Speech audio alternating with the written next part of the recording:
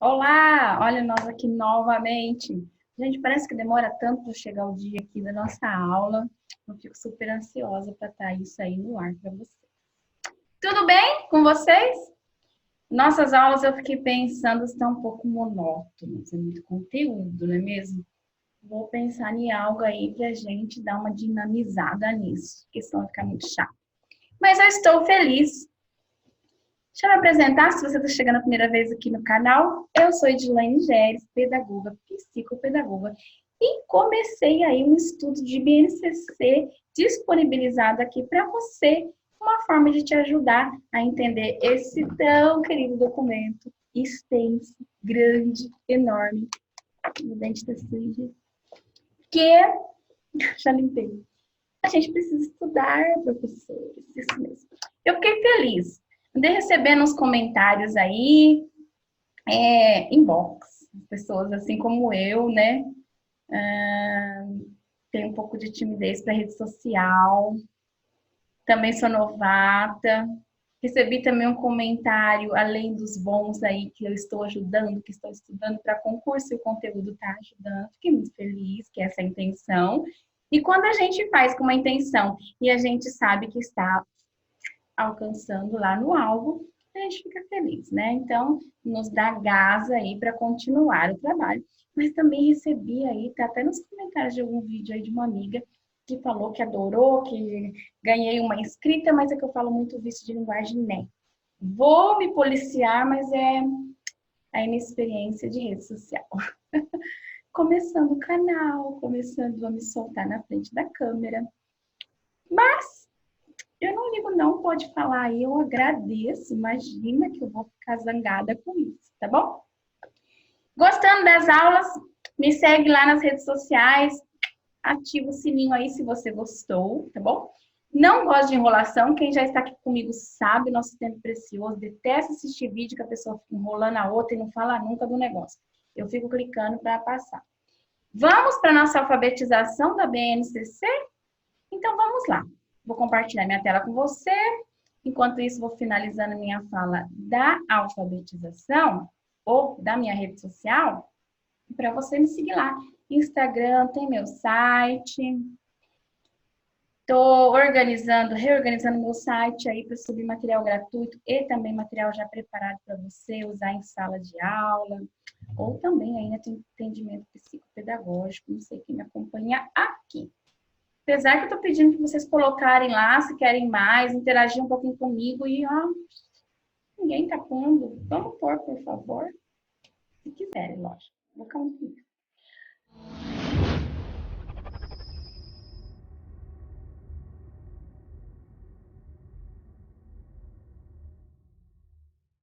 BNCC alfabetização. Já trouxemos aí 4 pontos essenciais mudados na alfabetização.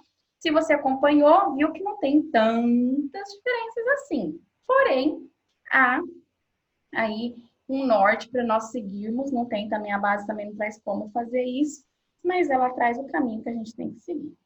O que o aluno precisa aprender, né? Então, hoje nós vamos continuar sobre isso. Eu coloquei aqui, vamos lá, para a gente começar. Que nós falamos sobre os 4 eixos aí das práticas que aparecem na BNCC, né? Vou relembrar você.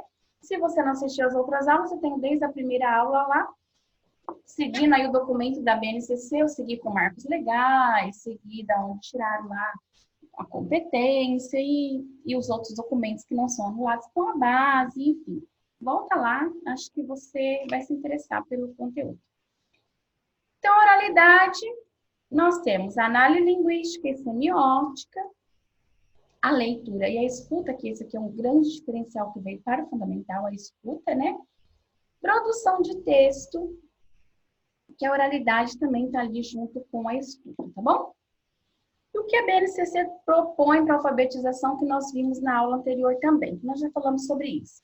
Que a alfabetização explícita está bem lá, nítido para nós, assim, na questão, na fala aqui da alfabetização, que temos que alfabetizar com práticas, essa é a diferença, práticas específicas para alfabetizar, para escrever e para ler, tá bom?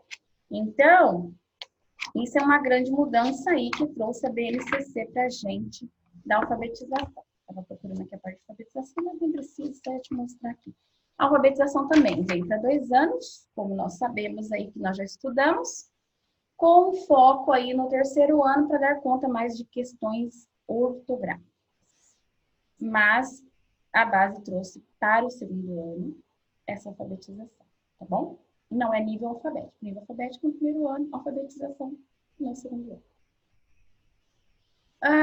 Campos de atuação como eixo estruturante, que nós vimos na aula passada, e o multiletramento, que nós também já vimos. O que eu não vou falar hoje, Lene? Como trabalhar essa leitura, essa escrita e oralidade na análise linguística e no ensino aí fundamental. Então, como nós vamos trabalhar essas práticas que a base trouxe dentro da alfabetização, tá bom?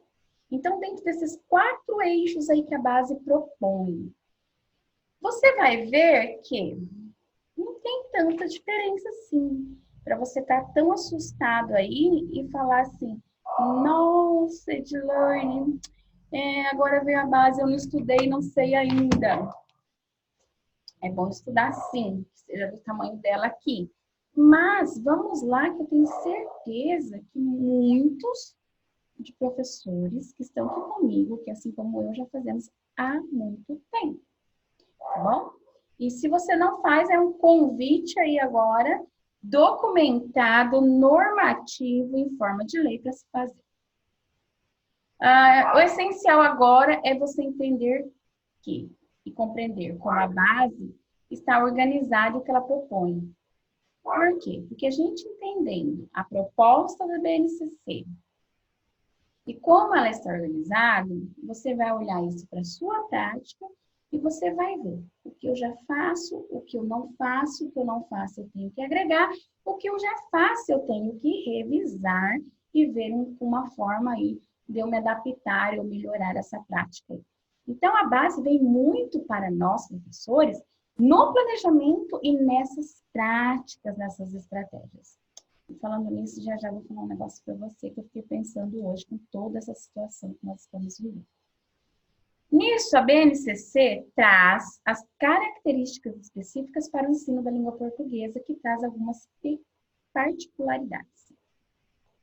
Então, quando ela organizou aí essas 4 práticas de linguagem para a gente trabalhar, então ela pensou-se, né? Esse documento traz um pensamento aí de uma organização e de elementos que tem que conter no nosso planejamento. Tem que conter.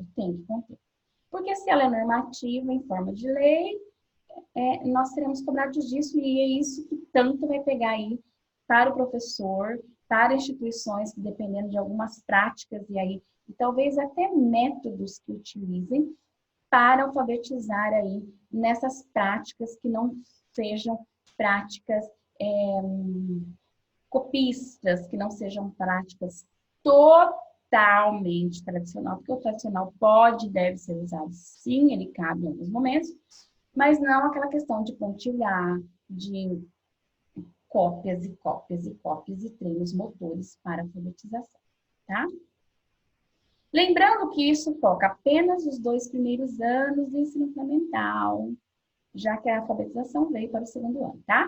Que tratará da alfabetização formal definidos como período em que a ação pedagógica é voltada para a alfabetização. Então, nós estamos falando de práticas sistemáticas e permanentes, que é uma modalidade aí organizativa, de alfabetização, tá? Então, isso é para 1º e 2º ano. Obviamente que se nós tivermos alunos no 3º, 4º ano, nós temos que pensar nessas práticas, mas espera-se que, há um prazo aí que nós estamos iniciando, isso não aconteça tanto, né? Ou que não se acontecesse, essa é a verdade. Então, na leitura e na escrita, o que traz? É ampliar o letramento já iniciado na educação infantil e a base traz muita questão familiar, tá? E na família. Então, como que a gente pode pensar nessa leitura e nessa escrita e ampliar aí, nessa leitura e nessa escuta e ampliar o letramento? Com leituras compartilhadas, com leituras autônomas, garantindo diferentes tipos de texto e Se eu garanto textos diferentes gêneros, eu garanto também a complexidade, o desafio. Aí nós já estamos falando de uma progressão de habilidades, né? De desafios possíveis. Aí vamos esquecer de Delia Lender. Nesse ensino da leitura e também da escuta. Porque se o meu aluno ainda não está em fase aí, com domínio de leitor, eu leio para ele. Então, aí entra até a questão da leitura em voz alta. A gente tem que fazer diariamente, sim. Gilane, mas já faz. Beleza. É o que a base está trazendo. Então, quem não fazia, vai fazer. Quem já fazia, nós estamos no caminho certo. Eu também, se você pegar minha rotina, tem leitura de leite todos os dias. Então, isso para mim, ok, estou dentro da proposta, tá bom? Vale lembrar que o documento considera a leitura para além do texto, né? Então, a gente tem que garantir aí as outras questões de leitura, né? Incluindo imagens estáticas, como foto, pintura, desenho, ilustração, logos. A gente sabe que o mundo aí letrado tá, e a gente tem que ler não só letras, mas imagens, né? Se a gente pensar na área, no componente aí de arte, a gente sabe também que a arte é uma leitura de mundo aí, é um letramento que a gente tem que cuidar, que é uma outra leitura que não tem um texto escrito propriamente, né? E que faz parte da formação integral desse aluno, que a base traz isso. O cuidar da formação integral, não do tempo, da formação integral do aluno. Inclusive os textos que circulam aí nos meios impressos digitais. Então, a base sempre traz. Ela vai trazer isso na leitura, na escuta, na oralidade, ela vai trazer na produção de texto, cuidar dos meios digitais. Isso é uma coisa que a gente não tinha tanto, né? A gente sabe que a gente tem, mas a gente tem que cuidar, mas a gente acaba deixando.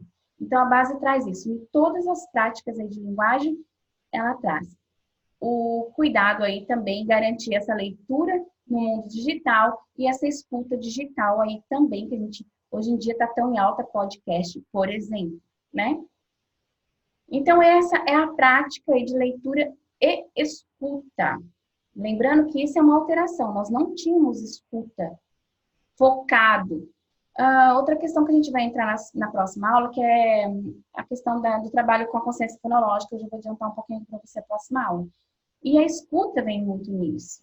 Porque a proposta da base, quando ela traz a questão fonológica, é realmente isso, né? De tantos estudiosos que trazem também isso daí pra gente. Que eu não posso trabalhar somente o grafema. Eu tenho que trabalhar a escuta. Então, a leitura, quando ela vem antes da escrita e até a facilidade de se aprender a ler do que escrever, justamente por isso, né? Essa escuta atenta, né? Então, entra muito aí na questão fonológica também. E inserindo aí estratégias de leitura, a gente não pode esquecer das estratégias de leitura que tem aqui na nossa BNCC. Quando você entra, eu estou dando bem resumido para vocês, gente, mas quando você entra, deixa eu ver, página 70, 73, eu quase acertei. Práticas de leitura. Acertei, 70, isso mesmo, ó, 70, tá aqui. Então, quando você entra aqui, ó, eu tô dando bem resumidamente isso para você. Mas aí ela traz isso distinto dentro da leitura, o que se quer, né? Reconstrução da textualidade, a dialogia da relação entre os textos, a compreensão do efeito dos sentidos provocado pelos recursos linguísticos e semióticos, estão no eixo de leitura. E aqui, ó, ela traz as estratégias de leitura, né? Vamos ver se você consegue colocar para você, ó. Estratégias de leitura. E aí tem todas essas habilidades que estão nas estratégias de leitura. Então, não é simplesmente esse item que eu estou colocando. Isso aqui é uma pincelada de um estudo bem superficial para você entender como está essa organização e qual é a proposta mesmo. E aí depois a gente vai entrar, por exemplo, nas estratégias e procedimentos de leitura.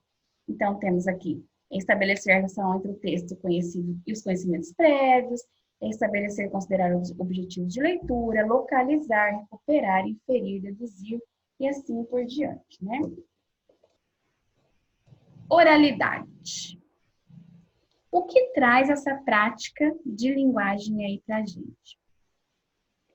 É a inclusão desse eixo reforça que o oral também é objeto de estudos, algo que já estava garantido nos PCNs. Então, o que traz lá para a gente na parte do construtivismo, né, também, que os PCNs também garantiam. Então, se a gente trabalha tanto oralidade na educação infantil, como que nós chegamos aí no ensino fundamental e isso não é tão cuidado? Nós também temos que cuidar. Então, esse é o enfoque para a gente parar de ensinar só grafema e cuidar também da questão de som, da oralidade, da verbalização. E isso é importante porque vamos pensar lá também na criança que ela tem um vocabulário limitado, que ela tem problemas de fala. Isso vai refletir na escrita dela? Vai refletir na escrita dela, né? E o oral, ele é tão focado, ele é tão trabalhado, tão enfatizado no infantil, e a gente chega no fundamental, parece que a gente esquece um pouco disso, né? Então, garantindo algumas coisas aqui, a gente pode cuidar dessa oralidade no fundamental também, e isso alia junto aí a todo um trabalho de alfabetização que vai garantir, de fato, a alfabetização formal aí até o segundo ano. Então, a BNCC traz e reconhece que a aprendizagem discursivas, essa questão da oralidade mesmo, e das estratégias da fala e da escuta, ocorre por meio do uso da interação com o outro. Então, a base forte vem aí da interação, a base forte vem aí do construtivismo, sócio-interacionismo, isso não muda, com essa ênfase aí de fala e escuta. Também associados aí às práticas pedagógicas voltadas para a alfabetização, tá? Então, aquela alfabetização explícita que nós falamos lá no começo. Para que isso? Às vezes você está pensando, né? Porque a gente sai um pouco, se a gente olhar para isso, a gente não vai focar tanto com o treino, né? Então, se eu preciso falar, se eu preciso escutar, e se eu preciso realmente refletir sobre aí, essa questão de como se dá o processo de leitura e de escrita, e eu preciso estar o tempo todo interagindo com o outro, isso é totalmente construtivista, isso é totalmente sócio-interacionista, isso não tem nada de tradicional de copiar, repetir, de treinos motores, por exemplo, para o ensino de uma linha, de uma língua de letras, por exemplo. Por exemplo, ensinar o B, eu não preciso ficar tracejando e pontilhando, e, enfim, né? Então, nesse caminhar aí, espero que vocês estejam me acompanhando, que traz a base. Nos anos iniciais do ensino fundamental, o nosso objetivo é aprofundar as experiências iniciadas na educação infantil e no âmbito familiar. Eu não sei se eu já falei aqui, eu acho que já, mas se já, eu vou repetir que vale a pena. Qual que é a proposta aí da alfabetização vir para o segundo ano? É nessa linha aqui, de estarmos juntos e casados, alfabetização desde a educação infantil. Eu trouxe, agora eu lembrei, trouxe lá na primeira aula sobre alfabetização, sim, da questão da alfabetização para a educação infantil. Voltado para essas consciências fonológicas, essa escuta, essa oralidade, essa fala, essa verbalização, esse sonoro bem trabalhado, né? Então, acredita-se que estão implementando a base agora. Se esse trabalho for efetivamente correto, se forem feitos, a tendência, o que se espera é que quando essas crianças que forem trabalhadas dessa forma na educação infantil ingressarem no ensino fundamental, elas vão ter uma outra base aí, né, de um trabalho. Então, por isso esse processo é uma continuidade aí do trabalho feito em educação infantil, nessa questão oral, nessa questão de fala, de escuta, né, de percepção sonora, fonológica, enfim. Então, você, professor, o que a gente deve garantir para essa prática? Planejar, garantir e promover discussões com intencionalidade, sempre, quando eu faço uma roda de conversa, por exemplo, que está citado aqui, não é eu sentar todo mundo, e a roda não precisa ser em roda, a gente sabe disso, né? A gente pode fazer na sala de aula, a gente pode fazer embaixo de uma árvore, dependendo do espaço que você tem, que isso também é importante. Mas eu não ir lá e falar o que nós vamos falar hoje. Não, é intencional, perguntas pontuais, instigadores, que levam a criança a refletir e elaborar, principalmente na oralidade. Eu preciso elaborar o que eu vou falar. Não é eu falar sem estrutura ali cognitiva, pensando para aquilo, né? Então, lógico que a criança não sabe fazer isso, ela é espontânea, ela é natural. Só que isso são treinos. É igual eu aqui, recebi aí um comentário de uma amiga minha, que eu falo muito disso aí de né. E eu tento, a hora que eu tô falando com vocês, eu falo muito rápido, eu tenho que internamente aqui, eu tenho que me reorganizar e tentar ponderar essa minha fala, tentar respirar, falar pausadamente e estruturar o que eu vou falar para vocês. Então, esse é um trabalho já inicial aí com a oralidade na educação infantil, que a gente vai estender para o ensino fundamental e a proposta de que a gente vai além dessas rodas, né? Como, Edilane? Com exposição oral sobre algum estudo que eles estão fazendo, colocar as crianças para falar, evitar muito essas coisas. Gente, eu não sou muito adepta disso, não. Aqueles textos memorizados, eu gosto, sempre fiz o projeto Ler e Escrever, tinha lá dos índios, né? Tem dos índios, e no final tinha exposição, eu sempre gostei de deixar minhas crianças falar. Saiu uma coisa louca. Mas os pais adoravam, as crianças se sentem mais seguras. Quando eu peço para você falar uma coisa que você viveu, do seu jeito, é muito mais fácil que você decorar um texto, né? Então, esse começo, e deixando isso fluir, depois a gente vai estruturando isso, que precisa também estruturar. Argumentando para definir regras de convivência, de jogos, a gente cuidar daquelas crianças que não falam muito, né? Não ficar insistindo, pegando no pé, virar chato também. Mas a gente tem que oportunizar e garantir que eles também se expressem. Debater alguns temas, né?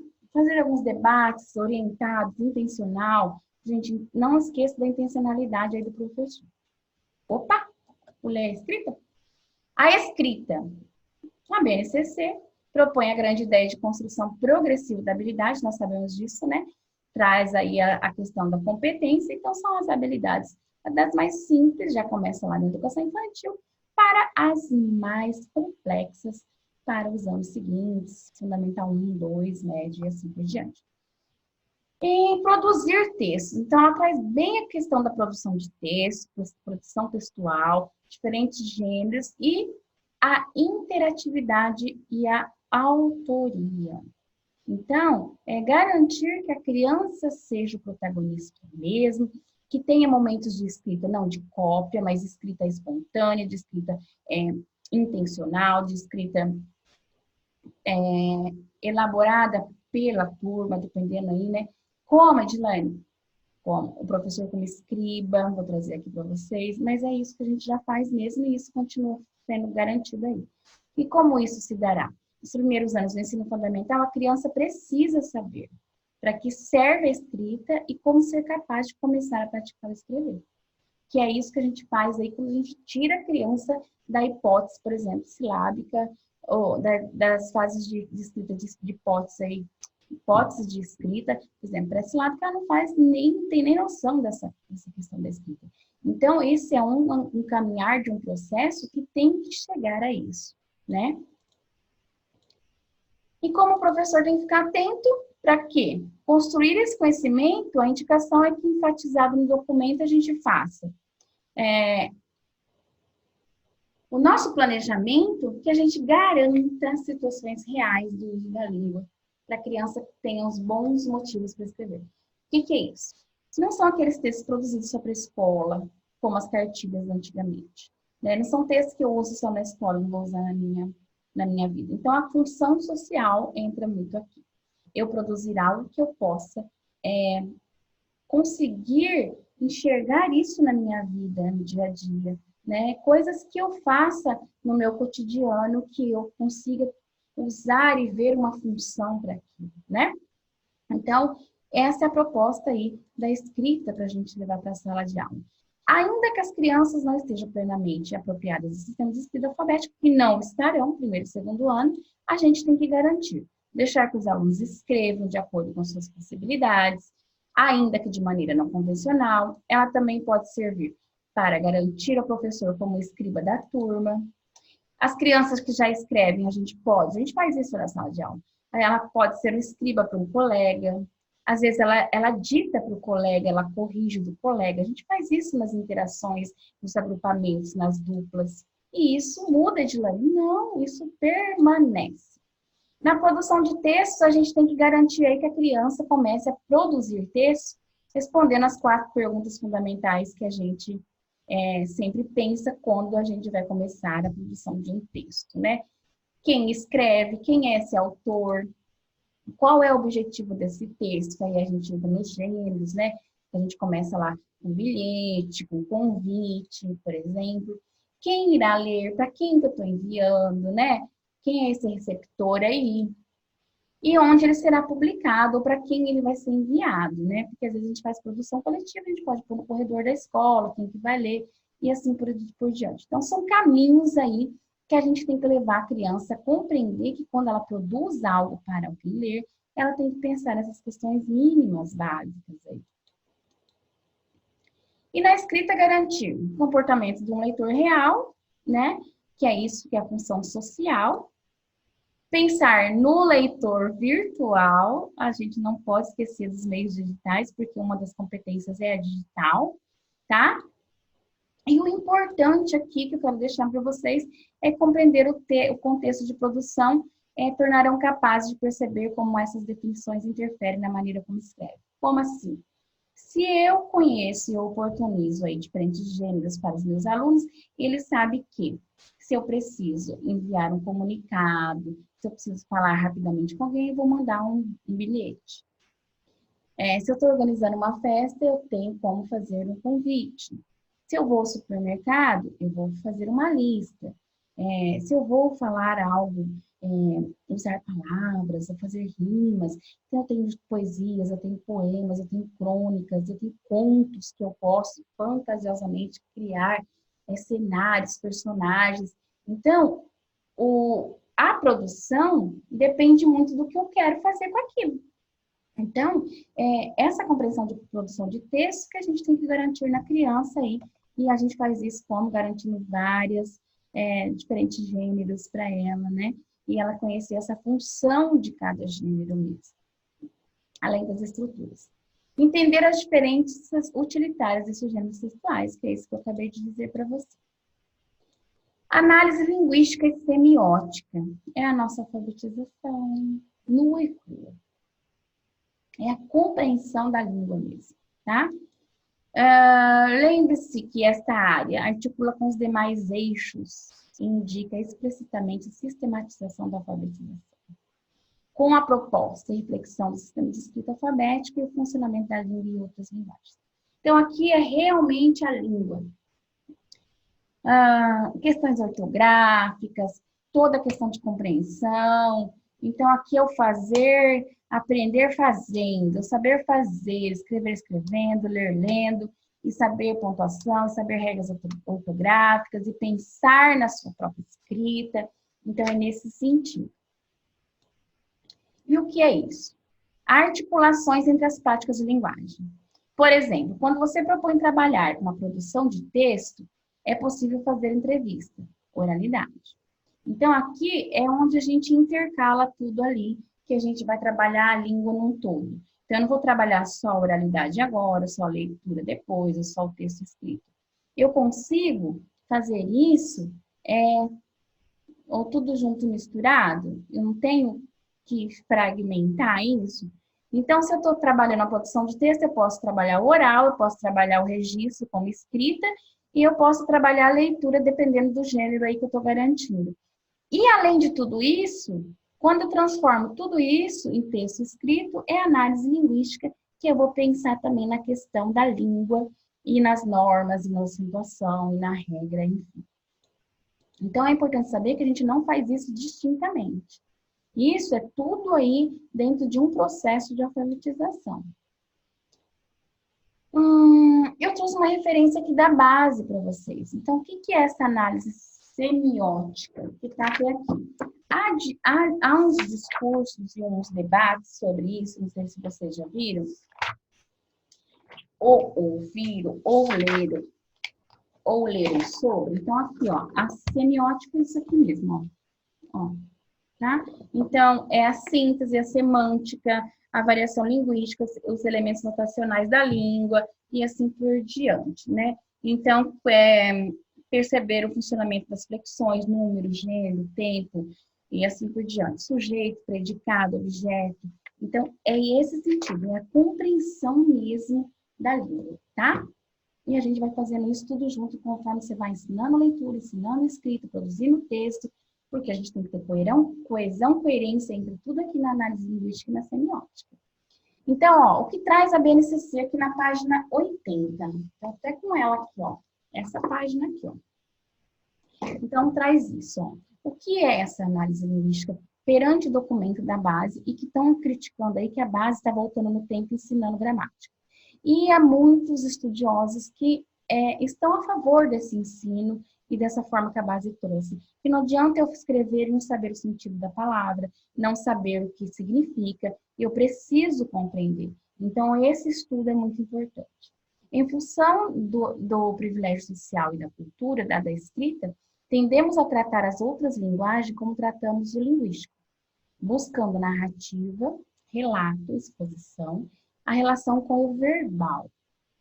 Os elementos presentes, suas formas de combinação, sem muitas vezes prestarmos atenção em outras características das outras semioses que produzem sentido, como variações de graus de tons, ritmos, intensidades, volume, ocupação no espaço. Presente também no escrito, mas tradicionalmente pouco explorado.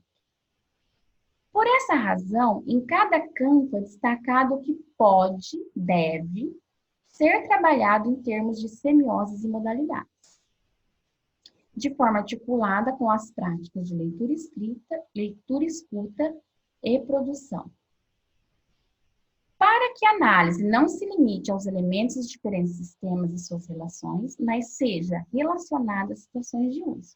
Então, aqui entra também a questão da função. Então, não é só porque eu tenho que escrever aquilo que eu tenho que escrever aquilo. O que aquilo significa? Então, eu estudo da língua mesmo. Vocês vão ver que entra a metacognição aqui. Outro trecho, lá da página 78. O que a base traz e entende como análise linguística e semiótica? O eixo da análise linguística envolve os procedimentos e estratégias de metacognição. É aquilo, gente, é eu pensar no que eu estou aprendendo. Então, no sistema de alfabetização, isso entra muito, porque quando eu escrevo com a minha hipótese, e eu vou pensar no que eu sabia, no que eu sei, e como eu estou escrevendo aquela palavra, por exemplo, então eu estou fazendo aí um uso e uma reflexão desses procedimentos, dessas estratégias, de forma consciente. Porque eu estou vendo o que eu de fato estou aprendendo, né? Então, é totalmente diferente do ensino, onde eu só reproduzo e eu não reflito e não construo meu próprio conhecimento. Durante o processo de leitura e produção de textos orais, escritos e multissemióticos, das materialidades dos textos responsáveis por seus efeitos de sentido, seja no que se refere às formas de composição do texto, determinada pelos gêneros orais, escritos e multissemióticos, e pela situação de produção, seja no que refere aos estilos adotados no contexto, com forte impacto nos efeitos de sentido. Assim, no que diz respeito à linguagem verbal, oral e escrita, as formas de composição dos textos dizem respeito à coesão, coerência, organização da progressão temática dos textos, influenciadas pela organização típica, a forma da composição do gênero em questão. Então, aqui, quando ela traz a análise linguística e semiótica, é eu escrever e pensar e refletir no que eu estou escrevendo, né? Então, a gente, por exemplo, fugir daquelas frases assim, não sei, me veio aqui agora. A boneca é bonita. Então, sabe aquelas coisas que não tem uma temática, não tem uma coerência, não tem uma coesão, as coisas não se conectam. Eu não garanto um texto que trate de um assunto, que tenha uma profundidade, né? Ou eu faço ali por fazer e eu construo, por exemplo, frase e entende-se que frases juntas formam textos, né? Então, não é isso. Então, uma frase tem que estar conectada ao conteúdo, ao contexto da outra, e assim, para dar, por exemplo, tem um começo, um meio e fim em um texto, Então, isso tudo a gente traz aí na questão linguística. Nos casos de textos orais, essa análise envolverá também os elementos próprios da fala, como o ritmo e a questão da leitura, né? Então, eu tenho que tratar de todas as habilidades da leitura, quando a gente fala da língua, no ritmo, na intensidade, na fluência, e aí vai. Né? Altura, intensidade, clareza da articulação, variedade linguística adotada, estilização, assim como os elementos paralinguísticos e cinéticos, postura, expressão facial, gestualidade, etc. No que tange ao estilo, serão levados em conta as escolhas do léxico e da variedade linguística ou estilização em alguns mecanismos sintáticos e morfológicos, de acordo com a situação da produção, forma, gênero e estilo. Eu sei que é conteúdo demais, isso é bem conteudista, mas é assim, lá na base traz isso. Então, é um texto tirado da base, tá lá na página 70, começa ali da parte da prática, essa prática de linguagem, e é para a gente pensar sobre isso mesmo, né? Então, a criança também tem que saber a questão da língua, a questão de gêneros, de substantivos e assim vai, né? É muita coisa? É muita coisa, mas o que a gente tem lá depois na frente, crianças ou indivíduos ou cidadão que lê e não compreende, porque ele não faz essa compreensão aí linguística, não faz essa análise semiótica, e ele escreve por escrever, mas não sabe o sentido do que está escrevendo e muito menos quando ele lê, né? Ou não tem uma habilidade de leitura, não consegue um ritmo, não consegue uma fluência e assim por diante. Então, muita coisa eu faço, muita coisa você faz. Só que a gente, enquanto professor, tem que começar a estudar um pouquinho mais dessa parte bem específica da língua portuguesa e que a gente entender realmente de fato isso, para a gente olhar um pouco mais especificamente para essas questões na nossa prática. Lógico que nós, tratando aí de primeiro e segundo ano, nós não vamos tão afinco com isso, mas se a gente pensar que eles têm que estar alfabetizados e com esses conhecimentos aí, né, de situação e assim por diante, a gente tem que começar a cuidar algumas coisas. Nossa próxima aula, alfabetização e consciência fonológica. Vamos falar disso? Amo! Muito obrigada, acho que essa aula ficou um pouquinho extensa, mas eu não podia cortá-la aqui no meio, eu queria finalizar. Tá cansadinho aí, dá um pause e volta lá. Eu te vejo na próxima aula? Espero que sim. Curta, indique um amigo, me acompanhe lá. Meu muito obrigada. E a próxima aula é a consciência fonológica aí na questão da alfabetização. Beijo e até lá.